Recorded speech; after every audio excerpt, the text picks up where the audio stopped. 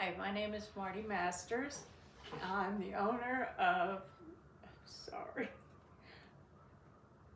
Just About You, a caring place for women with cancer. I'll get it together in a minute. I wanted to share with you a little bit about my story, why I do this, why we have this shop. Is in 2008, I was diagnosed with breast cancer. But the story is, 4 days before I was diagnosed, my daughter was diagnosed. She lived in Miami and I lived here. And but we were able, because of family, to be able to, some stayed with her, and she went through the surgery down there, and then I had my surgery here.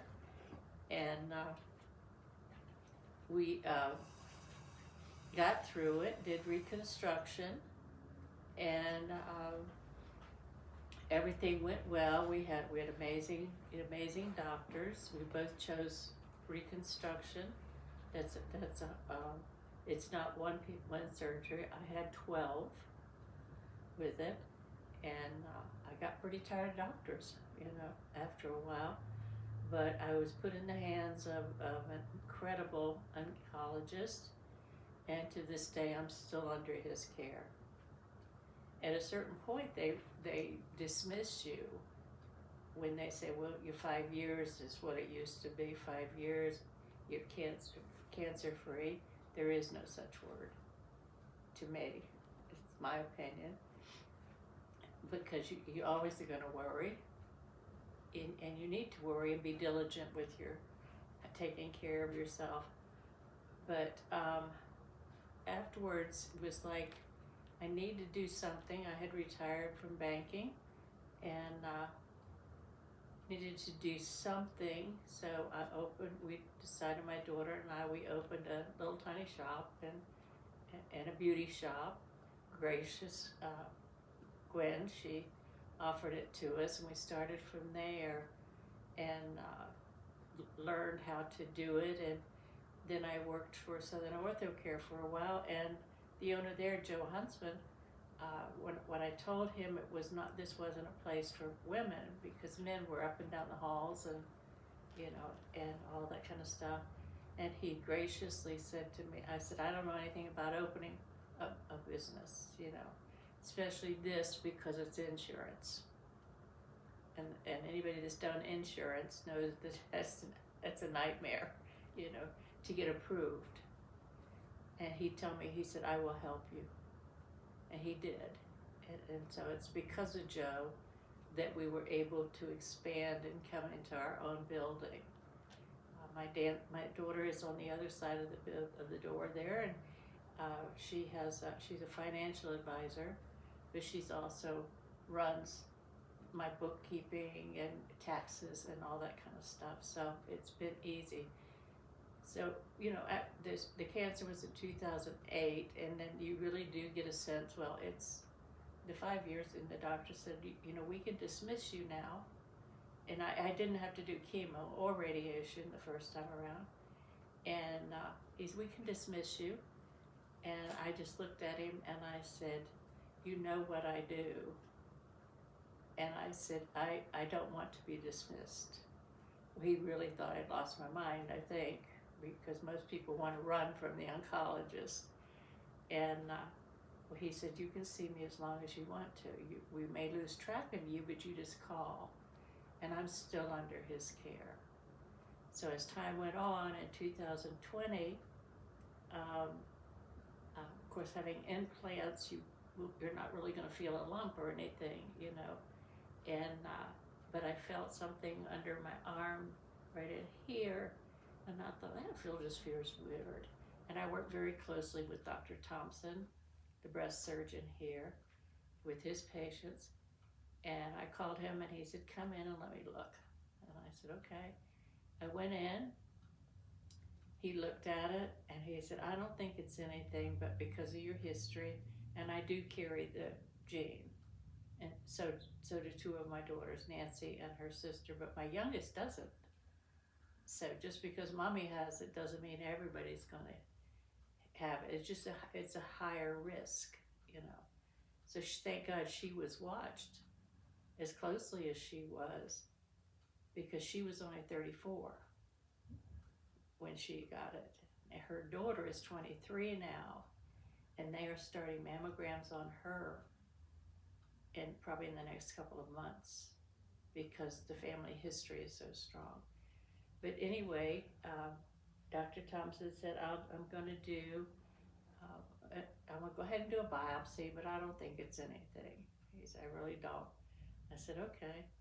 So he did the biopsy and called me this next day. I was sitting here at the desk, and I thought, well, he said, hi, Marty, this is Tom Thompson. And I said, uh-oh, for you to be calling me. And he said, I'm afraid it's back. He said, but it's a new cancer. It is not a metastasized cancer. Metastasized is the one you don't want to hear. That means it's spreading through your body. And I said, okay, what are we going to do? He said, well, it depends. Do you want reconstruction again? I go, no, thank you. And pardon me for this part, but to me, it's funny. He said to me, oh yeah, you're the lady that runs up down the street selling boobs, aren't you? And I said, yeah, I know where to get them. So he did my surgery. It was in the middle of COVID. And so they were going to put me in the hallway. And of course, that wasn't settling too well with my daughter, who's pretty protective of mommy. And I said, I don't want to stay in the hallway after surgery. I want to go home. And so he came in and he said, you're not staying, you're going home. You know what you're doing, you know. And so I went home, and a couple of days later, when I went to see him, he said, no, I went to see Dr. Shoemaker. He said, okay. He said, Marty, everything's good. You know, Tom took good care of you. He said, but now let's talk about the colon cancer. I said, what?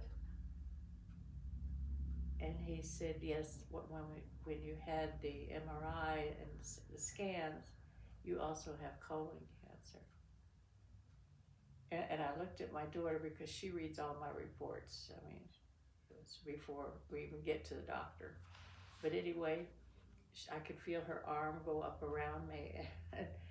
And she said, I couldn't tell you. You know? So anyway, I said, okay, here we go. You know, what do we do now? He said, well, Thompson's going to do the breast, and then 2 weeks later, Dr. Adams. And if you know him, he's a lot of fun to have as a doctor, but you really don't know he's a doctor when you meet him, you know. But he's tremendous. And so Thompson did the surgery. 2 weeks later, I went in, and Dr. Adams took me back, and then I was woke up in the operating room. And he said, can you hear me? And I said, yep, and there must be a problem, because I'm still in the operating room. You usually don't wake me up till I'm in recovery. So what's the deal? He said, it's too big for me to get. And I said, all right, what are we going to do? He said, well, we're going to go out in the waiting area, and Dr. Thompson's on his way.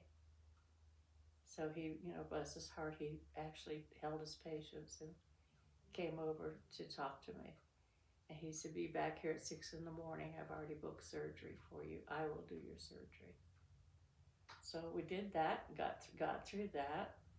And it was a couple of years before that, I left the hardest one out. A couple of years before that, before the breast cancer and the colon cancer, I found out I had lung cancer. And no symptoms, you know, just a little bit of breathing, you know, and so that we did all the tests for that one, and I was just kind of like rolling with the punches. It was just like, well, whatever it is, let's do what we got to do. Ignorance is bliss, you know. So they sent me to a lung doctor and they confirmed it. So they had to remove the top portion of my lung. And that is not easy surgery. That's 10 days in the hospital, you know. But with the family I have, the kids were, they would come. I was at Park West, which is a pretty good drive. But the kids had just got their license and they would come every day and do their homework. And I happened to have the surgery on my birthday. Well, the hospital was about ready to throw us out for sure, with all the kids coming with their homework. But I had to walk a lot. And so I think the patients enjoyed it more than I enjoyed it, but because the kids would sing songs and walk with me. So, but anyway, I got through that. Didn't have any more problems. I'm watched very carefully. I mean, you know, there's just no option. I will never come out of the care of the oncologist, you know. And so right now, it seems as if we thought it was just scar tissue. And then they determined, no, we think it's cancer in the lung. Again, where you had the lung, in the scar tissue there. So I've had to go through the PET scans and, you know, CT scans and you name it, and I'm on it. And they finally just about a month ago figured out that they thought I had lymphoma. And if you gotta have cancer, that's probably the easiest to treat. Okay. And it's not like a lung cancer. I wouldn't have to have chemo. I would have had to have chemo if it was lung cancer again. But they decided they would do a bone biopsy, and that's not fun. Okay. And they had this new medicine that was supposed to put you to sleep. Well, it didn't work. So, thank goodness it was only a 5-minute test, but it really hurt. And they determined I did not have lymphoma, and I did not have leukemia. I didn't know they were looking for that. And so we're back to square one. I go for a PET scan again in September. Well, it is September, isn't it? Yeah. The 26th, I go for another PET scan, and then they will determine if it is lung cancer. They think it's lung cancer again. That's what the last test showed. That it was instead of the lymphoma, they're back to it's lung cancer again. So we're gonna find out. I'll find out sometime in October if it is. But that one scared me. But Dr. Shoemaker talked to me the other day, and I said something about, is the surgery going to be as horrible as the last one?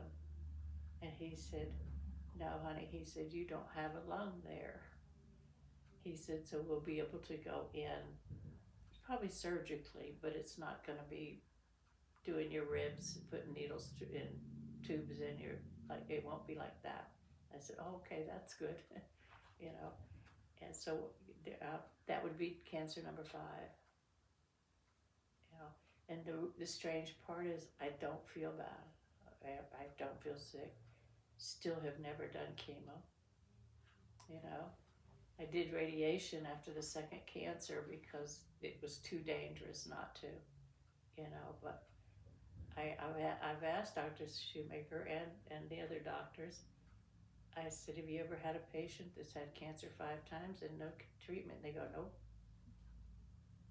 And none of it's metastasized. Each one is its own individual cancer. But we're still here, you know, and I don't plan to go anywhere.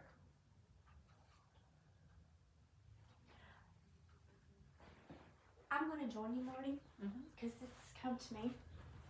Hi, I'm Dawn Taylor, and I've been here with Marty. And Marty, just hearing your story, I just felt so led to tell you what's been laid upon me right now. The enemy has tried to destroy you, but God says, no, you are my angel, and we need you here because you're an angel for so many people. So it is quite evident that God is in your heart, God is on your side, and the enemy wants to take you down, but he will not let them. And I know why you're here. You are a beacon for so many people, and I thank you for that. Thank you. That one in there tells me that when I get a little testy, you know, it's hard. It's hard for them to. We go to the Adventist church, and it's huge, and I can't go because I can't be around that many people, and you know, and that's hard too. Yes. You know, but I don't think I've ever said, God, why me? You know, never. Well, You know? I can see that he is definitely using you for so many wonderful things, and the enemy is just wanting to fight against that, but your God is mighty, and thank you for all that you do. Thank you. So I have a question. The doll. Oh, my ugly doll. She is Cookie Larkin. I think everybody in this town knows Cookie Larkin. Mm-hmm. We used to have a support group, and when COVID came out, of course, the whole world stopped, and Cookie, who's not a survivor, she came to every support group meeting, just to be supportive, you know. And when we opened the shop, she had this made for me. And she has gone with us to all the buildings we've stayed in. And it used to have a sign that says, "Hi, I'm Marty, and I'm a survivor." Aww. Yeah, so that's the ugly doll. She's a precious doll. But she's The hair was the giveaway. oh yeah, it was, yeah. Yeah, but that's the story. That's from Miss Cookie. You That's know, special. So, and she's a special little thing. She dresses kind of funky, but you know. Well, thank you Yeah. so much for sharing your story with us. We really appreciate it. Well, thank you for coming. I didn't mean to be a crybaby, but It's catching. Yes. Okay, well, Marty, thank you so much. And I just want to thank you too. I've never had cancer, so I'm not a survivor, but this one right here has been in my life since 2007. And we've done a lot of things over the years to bring awareness to breast cancer. And I just really appreciate you letting us come into your shop and to make it public and more known, hopefully, in the area and surrounding areas. Because there is there's nothing else for people to go to, women with cancer to go to for their needs. And I just thank you personally for you're just a blessing. Well, thank You you. are just a blessing. Thank you. And I absolutely agree with Dawn in what she spoke over you, that you are an angel in this area. God has, I think, He's just watched out for you, and using your story as a testimony and a witness to all those other women out there, and especially the ones that walk through your door. Yeah, sometimes it's like a party in here. I bet it is. Yeah. Okay, well, is there anything else that you can think of that you would want to share? No, other than it's just everybody has always asked me, why would I move from Fort Lauderdale? I was a banker, and before coming off the road, I was also a trainer, and I've traveled all the United States training bankers, and was in Harriman, and one day just said, who would I talk to if I want to move to Tennessee? Now, my whole family was in Florida. I had nobody here. Wow. And this lady raised her hand. She said, that'd be me.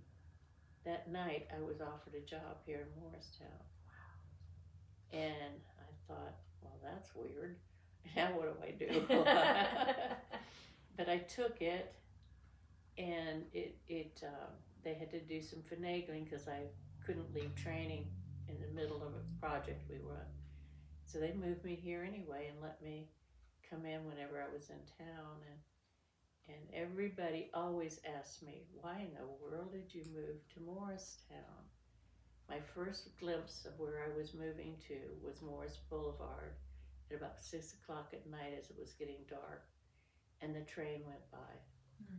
And I thought, what the heck? And then it started snowing. And we don't have snow in South Florida, you know. I thought, wow, is this a sign I shouldn't be here or what, you know? But I took the job, and I know why now. It was planned. Every bit of it was. That's what I was just thinking about, is how God saw this meeting way back when. And every step that each of us have taken in our lives, and every decision that we've made has somehow, some way brought us all together in this room for this moment. And Well, when to hear your she story. called me, and I remember she came last year and brought me some little bags that they gave. And when she called, I knew the name, but I couldn't, you know, quite place. And when she said what she wanted to do, I thought, wow, we can get the name out now. Yeah. That people know there is a place to come. Yeah. Yes, You know, absolutely. And maybe somebody else will understand that there is a new support group starting here in Morristown. I think I asked you that, and you've met Rich or talked. I haven't. You've told me about him, and I need to get in touch with him. Well, right now, poor thing, he's in Germany and Australia on vacation. Oh, You know, Bless his heart. Bless his heart, you know. The struggle is real. Poor thing. Yeah. And of course, he texts me, he messages me every day and tells me what he's doing. I said, stop. You know. But they're having a fundraiser on the 16th. He started a not-for-profit for terminally ill or end of life. Late stage cancer. Okay. And And that's the 16th of October. Okay. And it'll be here locally in Morristown? It's gonna be downtown upstairs. I forget what the name of it. I've got some information I'll give you. His is more of helping the family, such as he's got 2 people right now that have been made to leave their homes because the husbands have both had lost their jobs because of treatment. Goodness. And they rented, and the landlords put them out, you know. So he's in the process of trying to find them, and that's one of the purposes of his group, to help find housing, to help people like that, and take them food if they need it, take them to the doctors if they need it, or just support. You know, just somebody to talk to them and their families. So it's coming. And he is a 5-time survivor also. Oh gosh, wow. Yeah, he was told he was terminal 5 times. Wow. Yeah. But So. he's a go-getter, I'll tell you. And Well, that's someone that we can be in touch with, Yes. because there's obviously a huge need for some additional programs here locally. Yeah, and Absolutely. he needs volunteers desperately. You know, to just kind of figure out how can we find people that'll drive people. It's like American Cancer Society used to be. They used to have all that. That's gone. Yeah. There is no help for these people. Wow. I'm blessed I don't have to have help, you know, but I couldn't imagine being here alone and not having a family and not having support, or not having insurance, you know. Well, I thank you, and I know Dawn is very grateful for the time that you spent with us and sharing your story.